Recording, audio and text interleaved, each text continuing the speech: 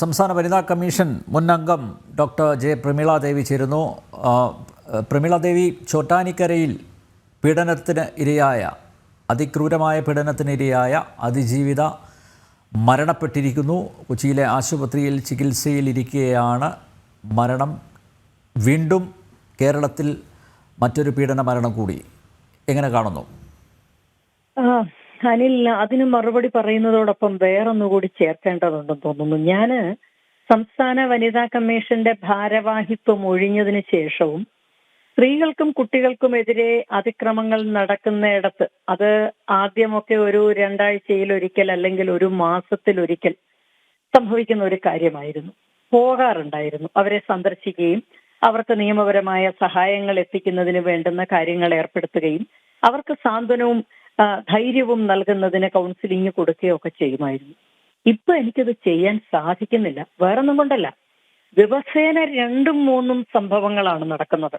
Number 1, കേരളത്തിൽ ഒരിടത്തെത്തിയാൽ പോരാ, ഒരേ ദിവസം തന്നെ അങ്ങേയറ്റം പൈശാചികമായ സംഭവങ്ങൾ നിരവധിയാണ് ഉണ്ടായിക്കൊണ്ടിരിക്കുന്നത്. എവിടെയൊക്കെ നമുക്ക് ഓടിയെത്താൻ പറ്റും എന്ന് വെച്ചാൽ കേരളത്തിന്റെ അവസ്ഥ ഏതാനും വർഷങ്ങൾക്കുള്ളിൽ it has become worst, from worst to worst എന്നുള്ള അവസ്ഥയിലേക്കാണ് പോയിക്കൊണ്ടിരിക്കുന്നത്. വളരെ ദയനീയം. ഇതിനെക്കുറിച്ചൊന്നും ഈ സർക്കാരിൽ പ്രാതിനിധ്യമുള്ള വനിതാ മന്ത്രിമാർ ഒരക്ഷരം പറയുന്നില്ല. ആഭ്യന്തര വകുപ്പ് ഭരിക്കുന്ന മുഖ്യമന്ത്രി ഒന്നും പറയുന്നില്ല. ഇതിനെയൊക്കെ ഒറ്റപ്പെട്ട സംഭവം എന്നാണ് അവർ എഴുതി തള്ളുന്നത്. ഏറ്റവും സങ്കടം, ഇവിടെയുള്ള സാംസ്കാരിക നായകർ, അവരാണല്ലോ ഉത്തരേന്ത്യയിലേക്ക് നോക്കിയിരുന്ന് ഇപ്പോ കുംഭമേളയിൽ എന്തോ വലിയ കുഴപ്പമുണ്ടായി എന്ന് പറഞ്ഞ് എഴുതി തകർത്തുകൊണ്ടിരിക്കുന്നവർ, അവിടെ നടക്കുന്നത് എന്തും മോശമെന്ന് പറയുന്നവർ, അവരൊക്കെ ഇക്കാര്യത്തിൽ നിശബ്ദമാണ്. ഇതാണ് ഒരു ദേശത്തിന് സംഭവിക്കാവുന്ന ഏറ്റവും ഭീകരമായ അവസ്ഥ. കാരണം അവിടെ തിന്മ നടമാടുമ്പോൾ ഭരണാധികാരികൾ കണ്ണടയ്ക്കുന്നു. ഇതിനെക്കുറിച്ച് മനുഷ്യർക്ക് ഓർമ്മപ്പെടുത്തൽ നൽകേണ്ടുന്നവർ, മുന്നറിയിപ്പ് നൽകേണ്ടുന്നവർ, ഭരണവർഗത്തെ ചോദ്യം ചെയ്യേണ്ടുന്നവർ ആയിട്ടുള്ള എഴുത്തുകാർ, നമ്മളവരെ സാംസ്കാരിക നായകൻ എന്ന ഓമന പേരിലാണ് വിളിക്കുന്നത്, അവരൊക്കെ നിശബ്ദരായിരിക്കുന്നു. കാരണം അക്കാഡമിയുടെ ഭരണ സംവിധാനവും സംസ്ഥാന സർക്കാരിന്റെ പുരസ്കാരങ്ങളും ഒക്കെ അവർക്ക് കിട്ടേണ്ടതുകൊണ്ട് അവർ പരമനിശബ്ദത പാലിക്കുന്നു.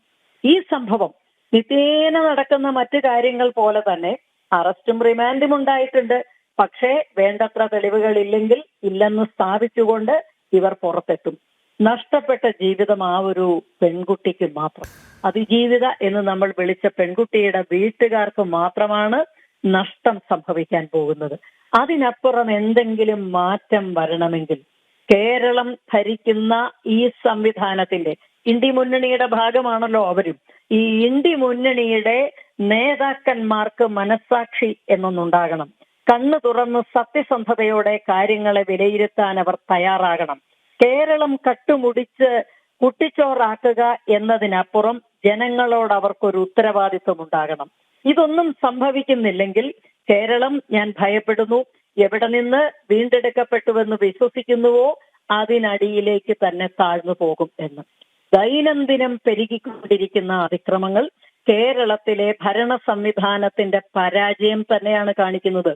പലപ്പോഴും ആളുകൾ വലിയ മൈക്ക് കിട്ടിക്കഴിഞ്ഞാൽ വലിയ വായിൽ പറയാറുണ്ട്, ഉത്തരേന്ത്യയിൽ ഇതൊക്കെ നടക്കുന്നുണ്ട്, ഇത്രത്തോളം റിപ്പോർട്ട് ചെയ്യപ്പെടുന്നില്ലെന്നേ ഉള്ളൂ, കേസുകൾ രജിസ്റ്റർ ചെയ്യപ്പെടുന്നില്ലേ എന്നേ ഉള്ളൂ എന്ന്. അസംബന്ധമാണത്. കാരണം ഇവരൊക്കെ വടക്ക് നോക്കി യന്ത്രങ്ങൾ ഉള്ള നിലയ്ക്ക് അവിടെ നടക്കുന്നത് ഒന്നും റിപ്പോർട്ട് ചെയ്യപ്പെടാതെ പോകുന്നില്ല. അവിടെയും ആളുകളുടെ ചിന്താഗതിയിൽ മാറ്റം വന്നു. അവരും പരാതി കൊടുക്കുന്നും കേസ് രജിസ്റ്റർ ചെയ്യുന്നുമുണ്ട്. കേരളത്തിലെ അവസ്ഥ ഭീതിതമായിരിക്കുന്നു അനിൽ. ഞാനും ഡോക്ടർ പ്രമീള ദേവി, അതല്ല, ഇവിടെ ഈ സ്ത്രീകളുടെയും കുട്ടികളുടെയും ക്ഷേമത്തിന് പ്രത്യേക വകുപ്പ്, അതിന് ആണ് ഏറ്റവും മുൻഗണന എന്നൊക്കെ പറഞ്ഞ് അധികാരത്തിലേറിയ ഒരു സർക്കാർ ആണ്. ആ സർക്കാർ ഭരിക്കുമ്പോഴാണ് ഇവിടെ ഇതൊക്കെ സംഭവിച്ചുകൊണ്ടിരിക്കുന്നത്. അതും അനുദിനം. അനിൽ, താങ്കൾ ആശങ്കപ്പെടേണ്ട. അവര് വേണമെങ്കിൽ രാത്രിയിൽ ഒരു വനിതാ വാക്കത്തോൺ കൂടി നടത്തും. ഒരു വനിതാ മതിൽ കൂടി കെട്ടി മറ്റൊരു 50 കോടിയോ 100 കോടിയോ കൂടി ചെലവഴിക്കും. അങ്ങനെയാണ് സ്ത്രീകളുടെയും കുട്ടികളുടെയും സുരക്ഷ അവർ ഉറപ്പാക്കുന്നത്. ഇതാ കട്ടപ്പനയിൽ 14 വയസ്സുള്ള ഒരു പെൺകുട്ടി പ്രസവിച്ച ദിവസം കൂടിയാണിന്ന്. അങ്ങനെ ഒരു ദുരന്തം കൂടെ സംഭവിക്കുന്നു.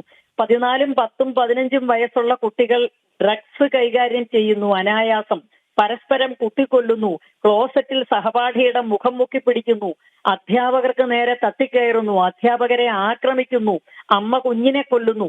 ഇതൊക്കെ എപ്പോൾ സംഭവിക്കുന്നതാണ്? നിയമവാഴ്ച അങ്ങേയറ്റം ദുർബലമാകുന്ന ഒരു സംസ്ഥാനത്ത് മാത്രം സംഭവിക്കുന്നതാണ്. നമുക്കറിയാം, യു പിയിൽ ഒരു കാലത്ത് സ്ത്രീകൾക്ക് നട്ടുച്ചയ്ക്കിറങ്ങാൻ കഴിയാതിരുന്ന സ്ഥലങ്ങൾ ധാരാളം ഉണ്ടായിരുന്നു. ഞാനും താങ്കളും ഒക്കെ യു പിയിൽ പലവട്ടം പോയിട്ടുണ്ട്.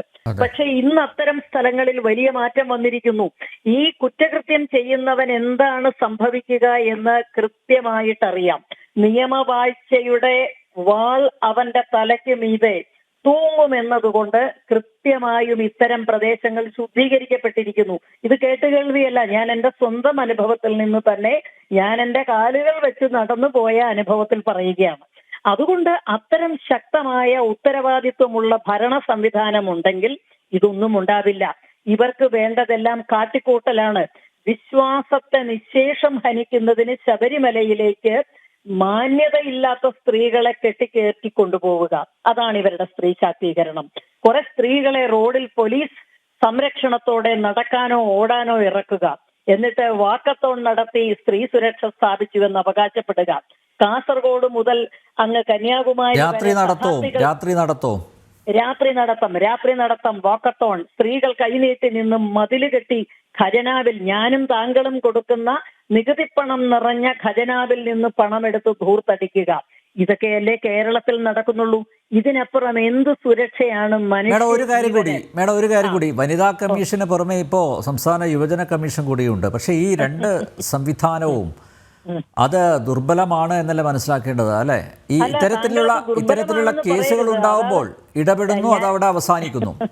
അല്ല, ഞാനതിനെ വളരെ ദുർബലമല്ലെന്ന് മാത്രമല്ല, വളരെ ശക്തമാണെന്നാണ് കാരണം സഖാക്കന്മാർക്കും സഖാത്തികൾക്കും വളരെ ശക്തമായി ഇരുന്ന് സുഖമായി ജീവിക്കാൻ വേണ്ടുന്ന സംവിധാനങ്ങളാണ് അവയൊക്കെ ഇപ്പോ.